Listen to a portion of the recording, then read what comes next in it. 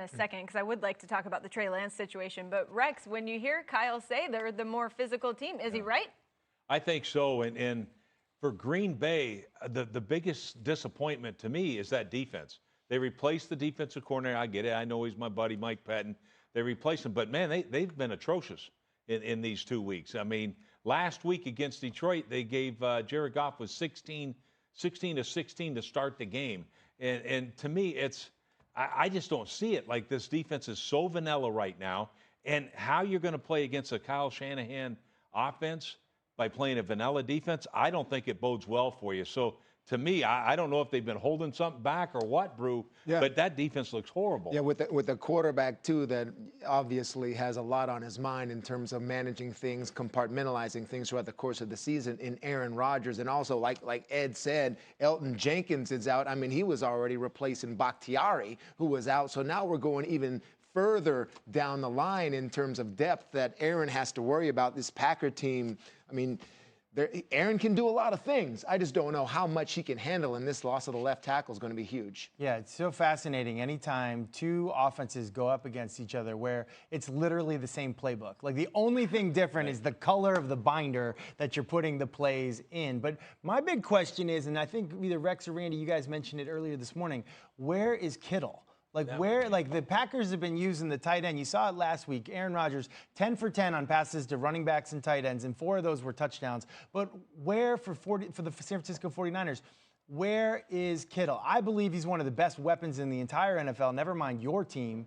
And, yes, we know Jimmy Garoppolo is #1 in the NFL in terms of throwing screen passes. He throws as many as anybody. But Kittle in the tight end position, that's got to come alive for this offense to outscore Aaron Rodgers. You're asking where George Kittle is. There's a reason why we haven't seen George Kittle in the last couple of weeks. Debo Samuels, as you would say, a.k.a. Dabo Sweeney. You know, what Debo Samuels has been doing offensively for Jimmy Garoppolo. Don't even talk about the offense. What he's been doing for a guy like Jimmy Garoppolo. What we've been talking about, hey, man, you need the running game to take the pressure off. No. What they've been doing with Debo Samuels, Rex, you talked about earlier about the sweeps, just getting the ball in Debo Samuels' hand. That's why George Kittle hasn't been seen. Debo Samuel has emerged as their #1 target within their offense. But let me flip back to the Green Bay Packers. Last week, slow start. You talked about what the defense gave up. How about the offense did not get to clicking into the second half?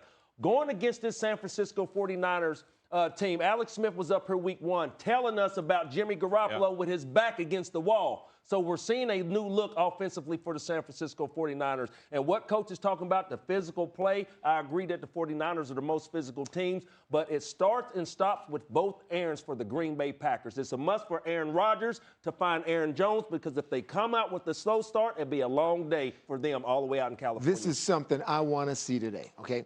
I want to see the game in Jimmy Garoppolo's hands, and I want to see what he does with it, because that's what everyone's watching. I mean, you got Justin Fields now starting Chicago. I mean, all fans of the Niners know they got Trey Lance, and like Ed said, the plan right now isn't for Lance to get a significant amount of stops, but when the game is on the line, fourth quarter, situationally, things like that, I'm looking forward to seeing Garoppolo in those situations, because right now, he's being taken care of, okay? Right. And if they get Kittle going, it's easy throw here, easy throw to Debo, catch and run, catch and run. What happens when that isn't there? It just hasn't been how Kyle Shanahan's been calling games, though. It's just he's protecting Jimmy Garoppolo or protecting something. And it's all in how you message it, right? He's like, oh, no, Trey Lance isn't going to play, just a handful of plays. Hold up. What starting quarterback in the NFL is going to be fine with, like, oh, just take five red zone plays for me? Like, it's all in the messaging. I remember coaches would be like, Coach, we're at practice too long. It's like, you know, can you shorten it? Sure. Tomorrow will be an hour and 60 minutes.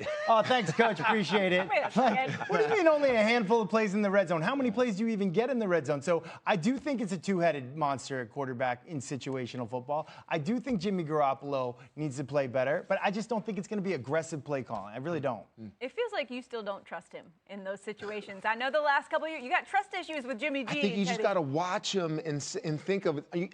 You got to project down the road. Can he do it in an NFC Championship game? Can he do it when it's all matters? In an NFC yes, but still, now you have another option. And it's like, do I cultivate this option? I'm watching him like, this is a situation, okay, he failed. Okay, can he do that in November, December, what is this going to be for us down the line? That's how you have to watch And it. he can say whatever he wants, but the fact that he's playing against Aaron Rodgers, I think you'll see a little bit more aggressive Jimmy G for that reason. We're not going to see this, in my opinion, because Green Bay, to do that, Green Bay's going to have to stop the run. And I'm not sure they can do it. So we'll see. Yeah, that defense has had some issues, but offensively, I think it may be a big day for Devontae Adams. He's back home. He went to high school just 13 miles away from Levi Stadium at Palo Alto High School. Going to be some friendly people in the stands for him. They're going to need more than him, Sam. Looking for his first touchdown of the season, which feels Thanks for watching ESPN on YouTube. For live streaming, sports, and premium content, subscribe to ESPN+.